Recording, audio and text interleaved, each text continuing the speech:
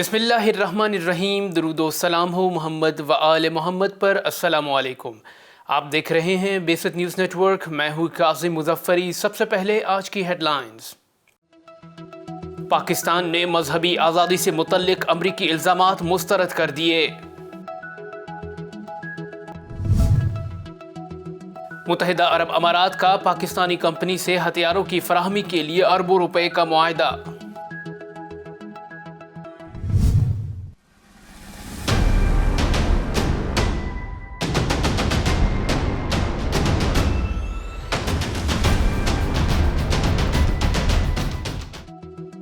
लाहौर और दिल्ली आलूदा तरीन शहर करार। मुल्क भर में कोरोना वबा से मजीद 10 अफराद जान बहक, 460 मुस्बत केसेस रिपोर्ट। कतर और मिस्र का गजा को तेल और तामीराती मवाद सप्लाई करने पर इत्तेफाक।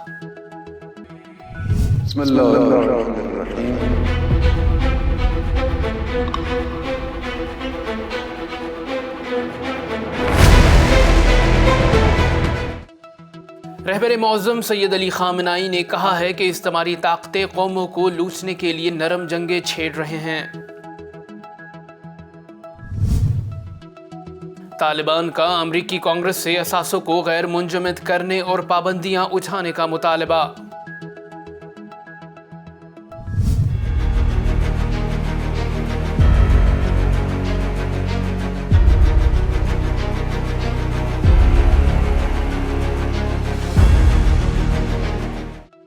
इसराइली तजिया निगार ने कहा है कि मौजूदा हिजबुल्लाह 2006 की निस्बत 20 गुना ज्यादा ताकतवर है।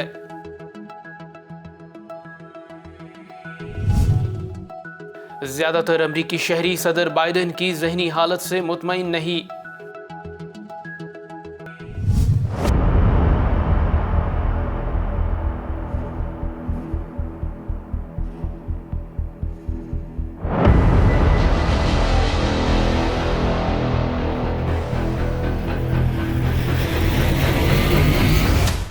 मकबूजा कश्मीर में भारत की रियासती दहशतगर्दी जारी, मजीद 5 कश्मीरी नौजवान शहीद। सूडान में फौजी हुकूमत के खिलाफ मुजाहरे जारी, फायरिंग के नतीजे में 11 अफराद हलाक, दर्जनों जख्मी।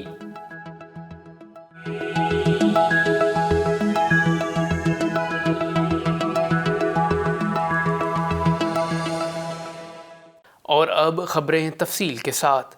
पाकिस्तान ने मजहबी आज़ादी से मुतल्लिक अमरीकी इल्ज़ामात मुस्तरद कर दिए।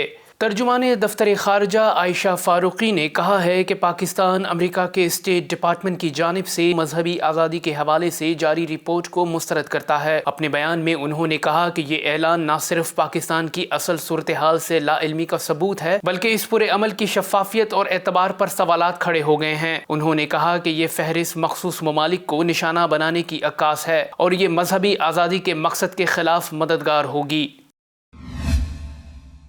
मुत्तहिदा अरब अमारात ने पाकिस्तानी कंपनी से हथियारों की फराहमी के लिए अरबों रुपए का मुआहदा कर लिया। खलीजी अखबार के मुताबिक अमाराती वजारत दिफा ने नुमाइश के चौथे रोज 7 बड़े दिफाई मुआहदे किए हैं, जिनकी मालियत 22.5 अरब अमाराती दरहम है। वजारत दिफा के तर्जुमान ने बताया कि Pakistani company global industrial and defence solution के साथ मुख्तलिफ हथियारों की फराहमी के लिए 14 करोड़ 40 लाख दिरहम का मुआहदा हुआ है।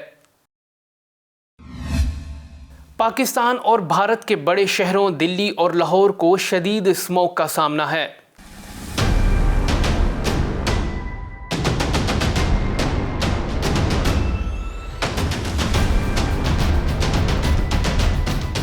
हमसाया ममालिक भारत और पाकिस्तान के बड़े शहरों दिल्ली और लाहौर को शदीद स्मोक का सामना है। दिल्ली में स्कूल और दफातर बंद, जबकि लाहौर में अमूर ज़िंदगी मामूल पर हैं। खबर रसा इदारे के मुताबिक भारत के शहर न्यू दिल्ली में हुकूमत ने शदीद स्मोक के बायस स्कूल और दफातर बंद कर दिए हैं। भारतीय हुकूमत ने दफातर में काम करने वालों को घरों से काम करने की हिदायत की है। हुकूमत का कहना है कि बच्चों की सेहत के पेश नज़र ये इक़दामात किए गए हैं। जब तक जहरीली स्मोक का खतरा टल नहीं जाता, बच्चों को स्कूल नहीं बुलाया जाएगा। पाकिस्तान के दूसरे बड़े शहर और पंजाब के दारुल हुकूमत लाहौर को दुनिया का फ़िज़ाई लिहाज से आलूदा तरीन शहर करार दिया गया है। लाहौर फ़िज़ाई मेयार में दर्जा बंदी के एतबार से 348वें नंबर पर है। इस कदर ख़राब फ़िज़ाई हवा में बच्चे सांस, गले और आंखों की बीमारियों में मुब्तला हो रहे हैं। लेकिन लाहौर में बच्चों के स्कूल भी खुले हैं और दफातर समेत मामूलात ज़िंदगी बहाल है। वाज़ेह है कि हमसाया मुल्क में फ़िज़ाई आलूगी के पेश नज़र स्कूल और दफातर को बंद कर दिया जाता है और इंसानी सेहत को तरजीह दी जाती है ताकि बच्चे फ़िज़ाई आलूगी के बाइस बीमारियों का शिकार ना हो जाएं। जबकि लाहौर समेत पाकिस्तान के कई शहर आलूदा तरीन करार दिए गए हैं, लेकिन यहाँ स्कूल भी खुले हैं और दफातर भी। फ़िज़ाई आलूगी को कंट्रोल करने के लिए कोई इक़दामात नज़र आते हैं और न ही बच्चों की हिफाजत तरजीही बुनियादों पर की जाती है।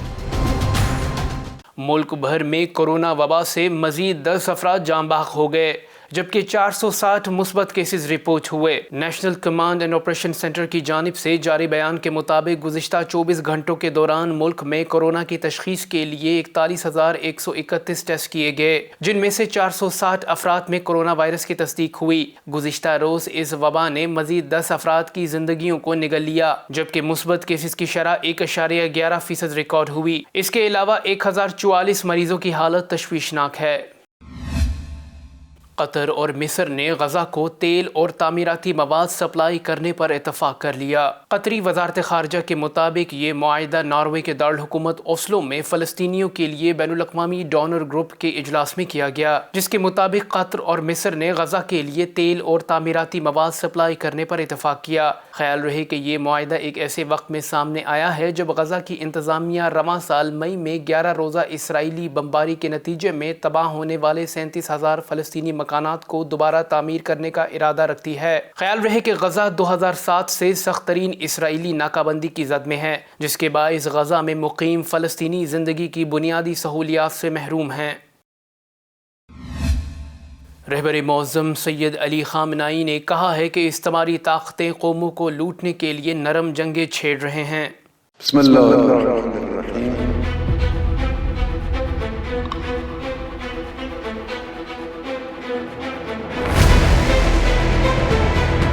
रहबर इनकलाब इस्लामी आयतुल्लाहुल उज़्मा सैयद अली ख़ामनाई ने ईरान के साइंस व टेक्नोलॉजी के माहिरीन को मुतनब्बे करते हुए फरमाया कि इस्तेमारी क़ुव्वतें नरम जंगें इसलिए छेड़ती हैं ताकि अपनी सलाहियतों से लाइल्म कौमों को लूट सकें।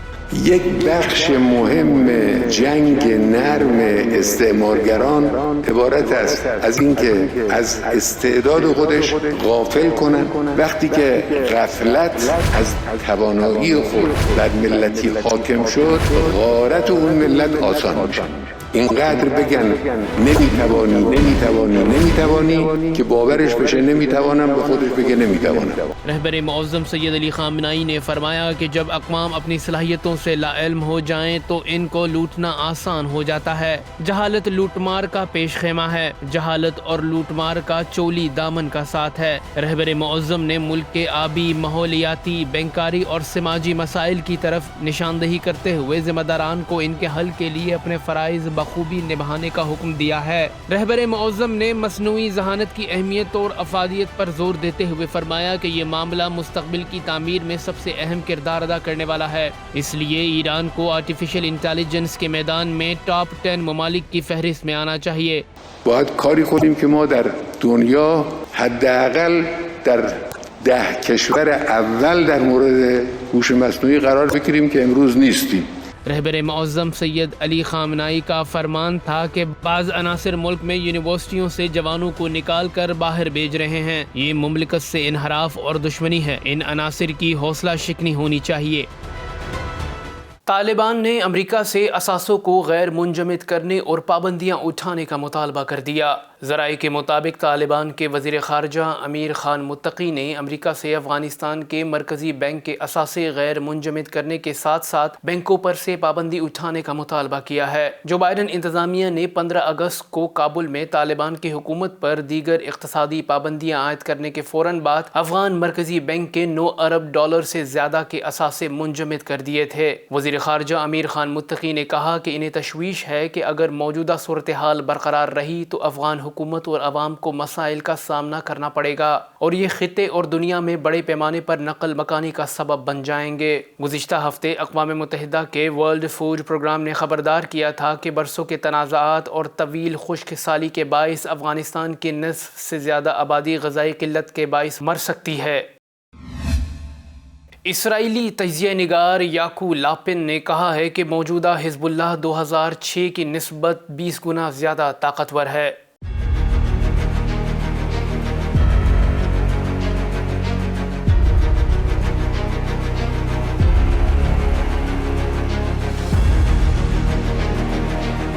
اسرائیلی جنگی امور میں ماہر تجزیہ نگار یعقوب لاپن کا کہنا ہے کہ آج کی حزب اللہ 2006 میں اسرائیل سے نبرد آزما ہونے والی حزب اللہ سے 20 گنا زیادہ طاقتور اور مضبوط ہے۔ ان کا کہنا تھا کہ اسرائیل نے حزب اللہ سے ممکنہ جنگ کی تیاری کے لیے جنگی مشقوں میں اضافہ کر دیا ہے۔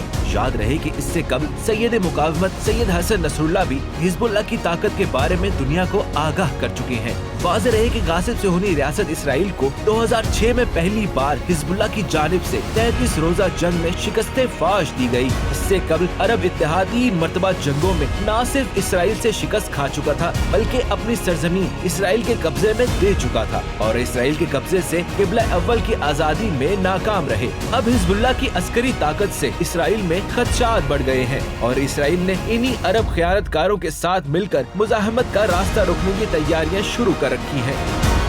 ایک سروے کے مطابق زیادہ تر امریکی شہری صدر بائیڈن کی ذہنی حالت سے مطمئن نہیں ہیں۔ امریکی ادارے پولیٹیکو کے سروے کے مطابق 50% لوگوں نے امریکی صدر جو بائیڈن کو صدر کے عہدے کے لیے ذہنی طور پر انفٹ قرار دیا، جبکہ 40% لوگوں نے امریکی صدر کو صدارت کے عہدے کے لیے درست قرار دیا۔ خیال رہے کہ صدارت کا عہدہ سنبھالنے سے قبل 79% لوگوں کا خیال تھا کہ صدر بائیڈن سابق امریکی صدر ٹرمپ سے ذہنی طور پر بہتر ہیں۔ تاہم رواں سال جنوری میں امریکی صدارت کی کرسی سنبھالنے کے بعد سے ان کی ریٹنگ میں ریکارڈ کمی آئی ہے۔ خیال رہے کہ امریکی فوجیوں کی افغانستان سے انخلاء اور امریکہ میں کورونا کی بدترین صورتحال کے بعد سے امریکی صدر جو بائیڈن کی کارکردگی پر سوالیہ نشان اٹھایا گیا ہے۔ تاہم بائیڈن کا کہنا ہے کہ ان کو یہ مسائل گزشتہ حکومت سے وراثت میں ملے ہیں۔ مقبوضہ کشمیر میں جارے بھارتی فوج نے فائرنگ کر کے 5 کشمیریوں کو شہید کر دیا۔